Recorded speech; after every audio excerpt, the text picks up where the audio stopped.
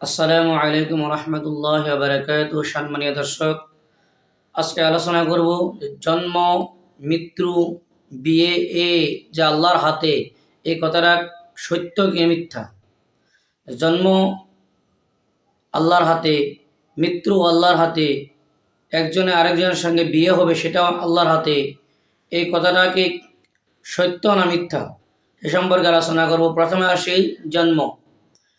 সম্মানীয় ভাই, মানুষ যখন জন্ম হবে, কখন জন্ম হবে, কি জন্ম হবে, ছেলে না মেয়ে, শুধুমাত্র আল্লাহ রাব্বুল ইজ্জত জানে, কেউ জানে না। বর্তমান যুগের ডক্টর কি করে পরীক্ষা করে পেটের মধ্যে ছেলে আছে না মেয়ে আছে। ডক্টরের পরীক্ষা বহুতবার ফেল হয়ে যায়, কিন্তু আমার আল্লাহ যেটা বলবে লিখে দিয়েছেন, আমার আল্লাহ যদি লিখে দিয়ে থেকে ছেলে হবে, ডক্টরের বাপের ক্ষমতা না মেয়ে হওয়ার জন্য। ডক্টরে মেয়ে বলতেও পারে, তারপরেও ছেলে জন্ম হবে।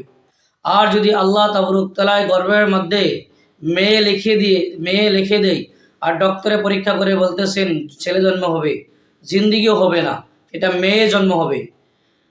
আল্লাহ রাব্বুল ইজ্জতে জানে কখন মেয়ে জন্ম হবে, কখন ছেলে সন্তান জন্ম হবে, বা কার গর্ভে ছেলে আছে কার গর্ভে মেয়ে আছে, কখন জন্ম হবে, মৃত জন্ম হবে না জিন্দা জন্ম হবে, সব কিছু টু জেড আল্লাহ রাব্বুল ইজ্জতে জানে। ঠিক 2 নম্বর কথা, জন্ম আল্লাহ রাব্বুল ইজ্জতে প্রত্যেকটা বস্তুই জানে, কখন মানুষ জন্ম হবে, কখন মৃত্যু হবে, যে মানুষ কখন মারা যাবে। আল্লাহ রাব্বুল ইজ্জতে কোরআনের মধ্যে বলেছে, যখন মানুষের মৃত্যুর সময় আসবে, মানুষের 1 সেকেন্ড দেরি করা হবে না। সেই মানুষের রূহ আমি ফিরিস্তার দ্বারা যে কবজ করাবো, ফিরিস্তায় 1 সেকেন্ড আগে কবজ করবে না বা 1 সেকেন্ড পরে কবজ করবে না। যদি তার মৃত্যু 10টাত লেখা থাকে, ঠিক 10টাতে তার মৃত্যু হবে। 3 নম্বর হলো বিয়ে।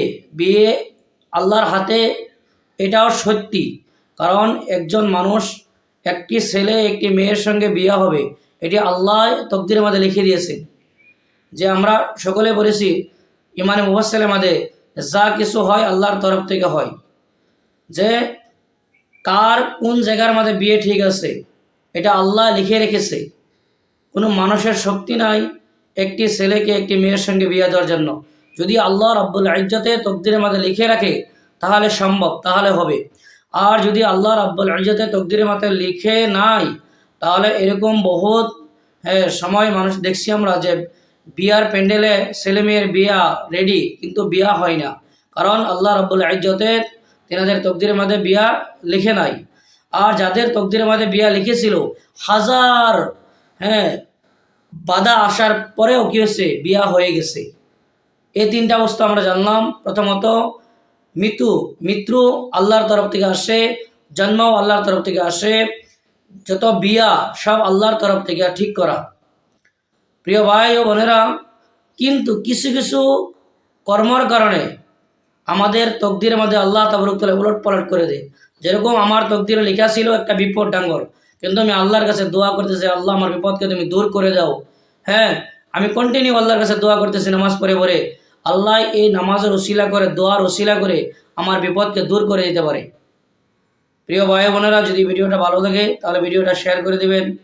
আপনারা যারা নতুন আসছেন চ্যানেলের মধ্যে, আপনারা দয়া করে চ্যানেলটাকে সাবস্ক্রাইব করে দিবেন। আপনারা ভালো থাকুন, সুস্থ থাকুন। আসসালামু আলাইকুম রহমতুল্লাহি ওয়া বারাকাতুহু।